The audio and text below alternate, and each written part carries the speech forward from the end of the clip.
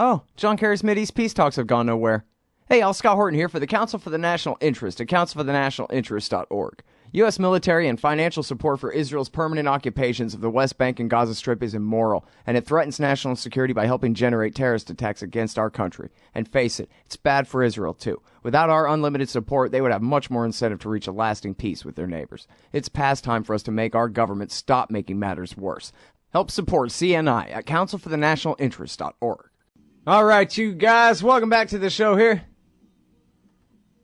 I'm Scott Horton, and our next guest on the show today is the great Dahr Jamail, the brave Dahr Jamail, former unembedded reporter from the Iraq War. He's got this piece in Truthout.org on bringing war criminals to justice. And so we're going to talk about that. We're going to talk about the current state of Iraq as well. Welcome back to the show. How are you doing, Dahr? Good, Scott. Thanks for having me. Good. Very happy to have you here. So let's start with this article here on bringing war criminals to justice. You went to to London, and you participated in this thing. I'm trying to find the name of it. I thought I had it in front of me, but now it's gone. The Iraq Commission Conference, I guess, is just the title of it, right? Oh, in Brussels, pardon me. I thought it was in London. And so, what was the Iraq Commission Conference? Tell us all about it. Yeah, this was a group of activists and international lawyers that met a few weeks ago in the middle of April in Belgium. And the goal was to listen to testimony from folks from Iraq, both Iraqis themselves, as well as journalists like me, as well as Ras Kapoudi, a soldier who served during the second siege of Fallujah. And all of us provided testimony to a group of international lawyers that was there already, because it was the Iraq Commission coincided with the 18th annual conference of the International Association of Democratic Lawyers, the IADL. And so there were about 70 international lawyers there from 50 different countries. And the idea of the Iraq Commission part of this was to bring in all of this testimony and to start crafting a international coalition of lawyers to start working towards, okay, what can be done since the U.S. is not a member of the International Criminal Court, the ICC, I'm sorry. What can be done, nevertheless, to try to sort of fence them in? So, for example, like Rumsfeld cannot go to Germany because if he does, there's enough legal organization there and citizen resistance that he could legitimately be arrested. So things like that, things tied in with what happened recently in the U.S. where college students got together and basically thwarted Condoleezza Rice from giving a commencement address because they didn't want a war criminal speaking at their school. So things like that, so that activists are taking part in doing that, along with international lawyers literally trying to set up hard and fast machinations that can be used in the future to hopefully bring justice in the court of law, whether it's in the ICC or otherwise, further down the road towards people like Rumsfeld, Bush, Wolfowitz, Powell, etc., who are responsible for the disaster in Iraq. Right. Well, it's too bad because I sure would like to see the American people insist on the prosecution of these people under American law for what they've done. But you know what? If somebody else wants to convict them, that's fine. Because you're not allowed to, start wars and murder people like that. Somebody's got to enforce it. And so tell me, do you think it's actually possible to really, use the system of so-called international law here? Because after all, it's all political how it's applied and always will be. But that there really, you think it's possible, or what? Could you give it a percentage chance of success or something that somehow these different institutions could basically be trapped into following through and really putting Donald Rumsfeld in prison for the rest of his miserable life? Or, I appreciate the stunt anyway. If nothing else, it shows what complete and ridiculous hypocrites they are when they claim to be the leaders of the oldest constitutional republic on earth and all of that, when they have nothing but the greatest of contempt for even the theory of the rule of law. Well, that really is the bottom line question, Scott, is this really feasible? Is something really legitimately going to come out of this? And certainly the odds are long against it. But, that's why I mentioned the U.S. This is, of course, as you said, politically and by very clear design, the U.S. will not join the International Criminal Court, because if they did, just about every U.S. president in the last at least 80 years, possibly longer than that, could theoretically be tried there for one reason or another. But there is one interesting case that I'll point out that is actually happening as we speak. There is a lawyer from San Francisco named Inder Kumar. He runs his own successful law firm there, and he is representing an Iraqi single mother who is now in Jordan, who has suffered damages from the invasion and occupation. And she has filed a class action lawsuit against Bush, Cheney, Powell, Rice, Rumsfeld, and Wolfowitz in a federal court in California. And she's alleging that all of those people who planned and waged the Iraq War violated international law, going by the Nuremberg principles. And I spoke with Komar at the conference, and he said, me as a lawyer, I was really inspired by the Nuremberg trials and the principles that came from them. And he said, look, an international war of aggression is the mother of all war crimes, as outlined during Nuremberg. Right. And so he's trying to use the Nuremberg principles to take up a federal court case in U.S. court. And that case is happening. He's waiting to get word from the court now on if the case is going to be accepted. And if it does, it would literally be the first time that a case has been accepted by a U.S. federal court, and would obviously set precedent. Now, it is a long shot. Is it going to happen? Probably not, but we don't know yet. It is still a possibility. Yeah. But what's really interesting about this to me, and what was fleshed out after his testimony at the Iraq Commission, and then what was discussed later by other international lawyers, is that if his case goes forward, then it has set the stage for a template that could be used in every other U.S. state, as well as other countries around the world, to start using this as a way to start filing charges in various courts against these war criminals. Right. Well, obviously the system is rigged in the first place by the Security Council powers to use these laws against their enemies. So, conviction of a Charles Taylor or something like that, which I think they convicted him, right? They did. It's, it's great to see something like that. It doesn't mean necessarily that it could apply to the politicians of the nations who really do the enforcing necessarily. But then, the other Scott Horton has pointed out on the show, the heroic anti-torture international human rights lawyer, that sometimes dictators have gone decades free, sometimes 1 decade, sometimes 2 or 3, and then the law catches up with their sorry asses and they end up going to prison. Now, Rumsfeld ain't got 3 decades left, and I don't know whether, real cabinet level or presidential level American officials could ever be really held accountable for any crimes. I think the boat sailed there with Gerald Ford and Richard Nixon and the pardon, but the point sure is important, and they sure do deserve to be convicted. The guy, Vincent Bugliosi, is that it? Am I saying his name right? The guy that convicted Charles Manson said that, under American law, George Bush is guilty of murder. Simple as that. That any prosecutor in America could prosecute him for killing American soldiers, for getting them killed when he knew he was lying. When the official NIE said that, yeah, we think that he's got some chemical weapons, but we judge with high confidence the official position of the U.S. intelligence community in 2002 was that Saddam Hussein would never use chemical weapons against the United States.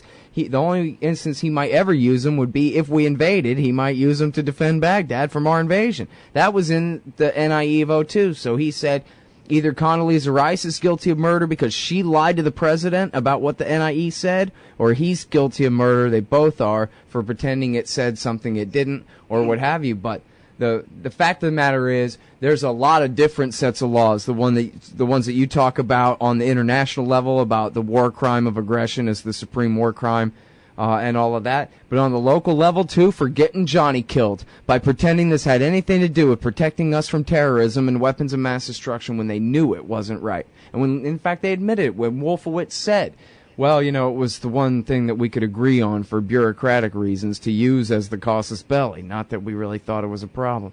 So, anyway, point is, they're guilty as hell, and I think this kind of thing, no matter what, is really important, that people really see that and see the hypocrisy that you kind of have to have an unofficial kind of commission just to even really make the point. But anyway, somewhere between 500,000 and 1 million people were killed in that aggressive war, which, again, they knew better than, and all the information is out now, even about the sources they had at the highest levels of Saddam Hussein's government verifying he had no weapons of mass destruction on the eve of war. All that stuff's come out by now. So it really, all it would take would be for the rule of law to be a real thing, and these guys would be in the pen right now. That's the real point. Well, that's exactly right. And another thing that came up at the conference was that it's very important that people keep doing like what you're doing right now, of just keeping all these facts in public consciousness, keep the discussion going. Don't let this just slide by and let people forget about it. Keep reminding people that precedent was set by American prosecutors during the Nuremberg trials in Germany post-World War II, where they convicted Nazi leaders. And those same precedents apply today to the Iraq War and the Bush administration officials responsible. Absolutely. All right, now, hold it right there. I'm sorry we got to take this break, but we'll be right back, everybody, with Dahr Jamail from dahrjamail.net right after this.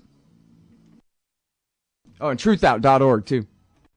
Phone records, financial and location data, Prism, Tempora, X-Keyscore, Boundless Informant.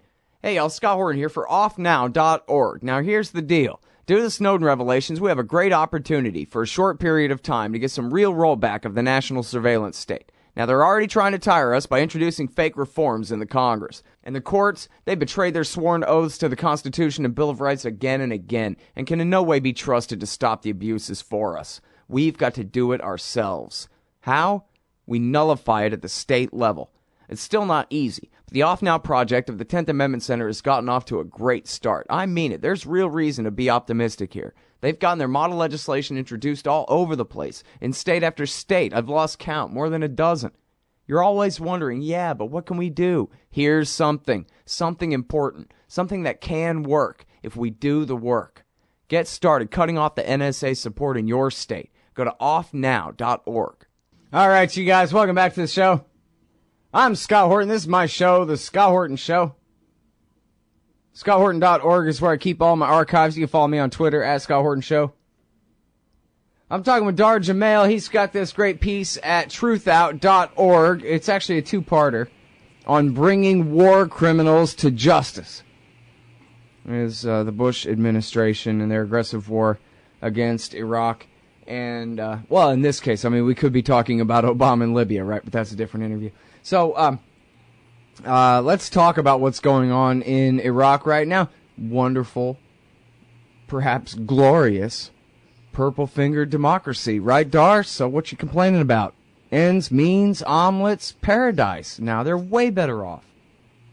That's right. They're reveling in their fledgling democracy, happily voting while scores of bodies piling up at morgues across the country on a daily basis. Well, we had yet another so-called election, again fraught with controversy, all kinds of evidence and allegations of corruption, which most certainly has been the case in every election that's happened there so far. For starters, we still have vast swaths of the country not even able to participate in the election, i.e. Al-Anbar province, or at least many parts of it, because violence is so intense. But nevertheless, the election took place about 8 days ago on at the end of last month. And once again, no big surprise, Prime Minister Nouri al-Maliki, who continues to maintain very strong links to the government in the U.S., who have sold him over $20 billion of weapons and training to date, and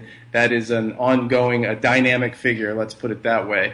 But once again, his State of Law party has won the largest number of votes. Looks like he will remain in power. He is certainly fulfilling the moniker that he's got across much of Baghdad, where he's now known as a Shia Saddam, because he is ruling like a dictator.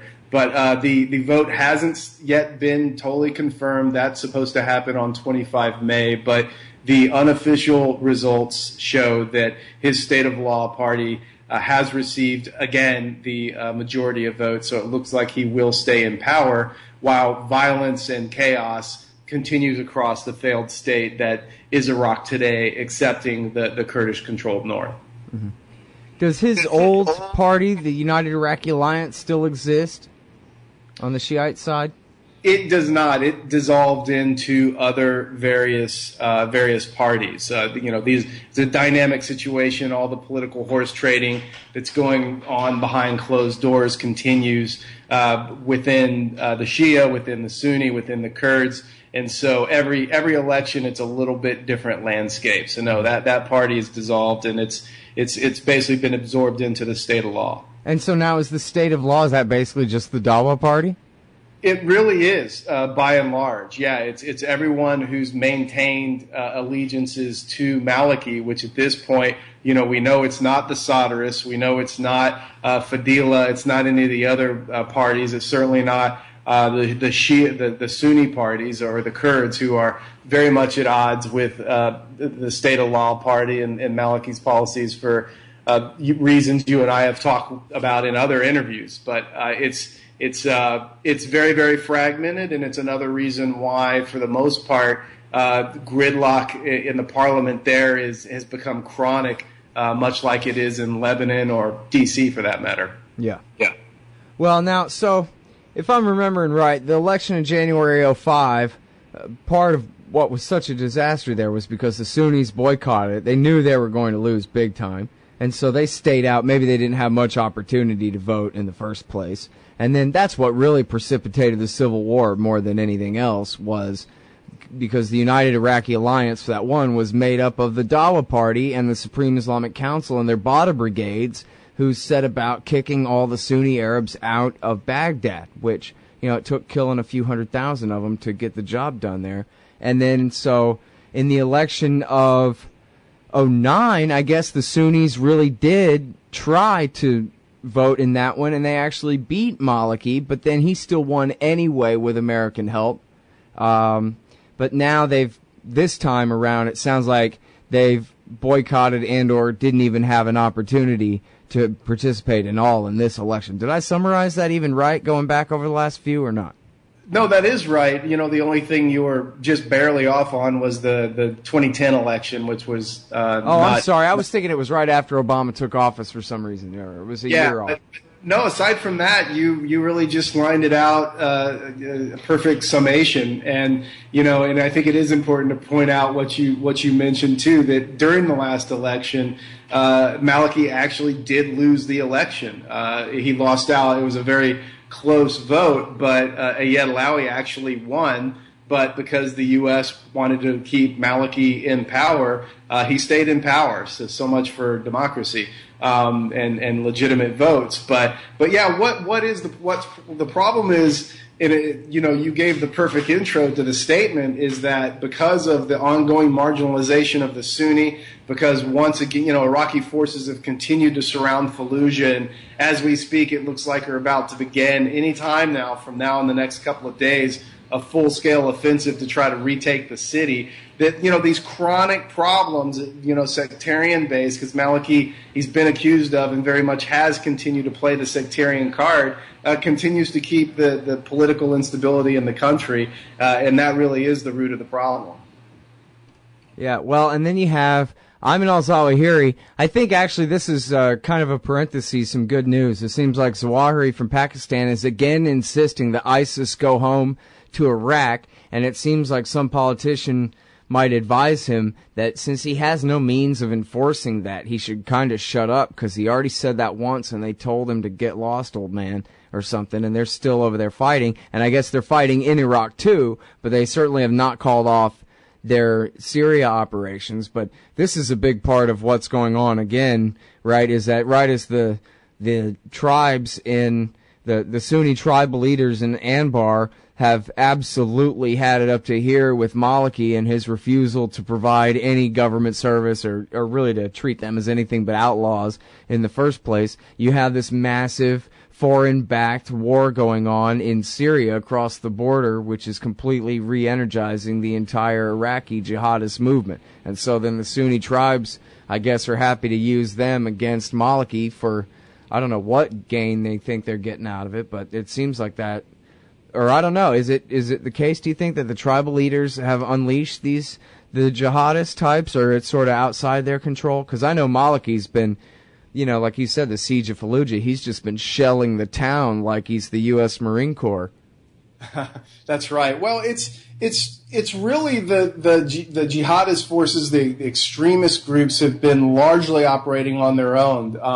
I think there's probably been a little bit of collaboration with the tribes, but for the most part, that has not been the case. And the thing is, Iraq is such a fragmented, lawless, chaotic, failed state at this point, though, that I think what collaboration has happened within some of the organized tribal resistance in Iraq and the extremist groups has been, hey, look, you guys are here, you're well armed, you have your own funding. They're basically fighting together. These are more warm bodies to the fight to go up against a very well-armed, not necessarily well-trained, but a very well-armed and U.S.-supported by default through Maliki Iraqi army. Yeah, as it was 9 and 10 years ago. Right, as it's been the entire time Maliki's been in power. And that's why we have these same chronic problems with no political representation and legitimacy in the government for the minority groups, i.e. the Sunni. We're going to have this kind of ongoing chronic violence. And again, now with Maliki once again about to solidify power after another rubber stamp corrupted so-called election. Again, where is the end? How long is this going to continue? Certainly it's not going to end anytime soon. Yeah, well, and it's too bad that, I don't know if you saw the thing by, oh man, we're almost out of time. I'm sorry, Dahr. If you saw the thing in the New Yorker, kind of says, oh, if only America was still there, things would be better. But other than that, I mean, they really talk about just what a poor job Maliki has done of working with others in ways that he could, and still they wouldn't be a threat to him, but he treats everybody like an enemy. It really is making a Saddam out of himself where he doesn't have to, and at the expense of his own power, really. But anyway. That's correct. I mean, he's really put himself in this situation by trying to play this strong-arm president, which is exactly how he ran again in this election, and he keeps rigging the elections to his favor, and Iraq is such a lawless state that he's really embedded himself into a place of power now, and I don't really see that changing, for even... I wonder if there'll ever be an election there again, really. All right, well, I'm sorry we're all out of time. Thanks so much for your time, Dahr Jamail. Appreciate it. Thanks, Scott. That's Dahr Jamail, everybody. DahrJamail.net. Check him out, Truthout.org. See you tomorrow. Hey, y'all, Scott here. First, I want to take a second to thank all the show's listeners, sponsors, and supporters for helping make the show what it is. I literally couldn't do it without you. And now I want to tell you about the newest way to help support the show. Whenever you shop at Amazon.com, stop by ScottHorton.org first, and just click the Amazon logo on the right side of the page. That way, the show will get a kickback from Amazon's end of the sale. It won't cost you an extra cent. And it's not just books. Amazon.com sells just about everything in the world, except cars, I think. So whatever you need, they've got it. Just click the Amazon logo on the right side of the page at ScottHorton.org, or go to ScottHorton.org/Amazon. Hey y'all, Scott Horton here for WallStreetWindow.com. Mike Swanson knows his stuff. He made a killing running his own hedge fund and always gets out of the stock market before the government-generated bubbles pop, which is, by the way, what he's doing right now, selling all his stocks and betting on gold and commodities. Sign up at WallStreetWindow.com and get real-time updates from Mike on all his market moves. It's hard to know how to protect your savings and earn a good return in an economy like this. Mike Swanson can help. Follow along on paper and see for yourself. WallStreetWindow.com. Hey, y'all, Scott Horton here for The Future of Freedom, the monthly journal of the Future of Freedom Foundation. Edited by libertarian purist Sheldon Richman, The Future of Freedom brings you the best of our movement, featuring articles by Richman, Jacob Hornberger, James Bovard, and many more. The Future of Freedom stands for peace and liberty, and against our criminal world empire and Leviathan state. Subscribe today. It's just $25 per year for the back pocket size print edition, $15 per year to read it online. That's The Future of Freedom at fff.org/subscribe. Peace and freedom. Thank you. So you're a libertarian, and you don't believe the propaganda about government awesomeness you were subjected to in 4th grade. You want real history and economics. Well, learn in your car from professors you can trust with Tom Woods' Liberty Classroom. And if you join through the Liberty Classroom link at scotthorton.org, we'll make a donation to support The Scott Horton Show. Liberty Classroom, the history and economics they didn't teach you.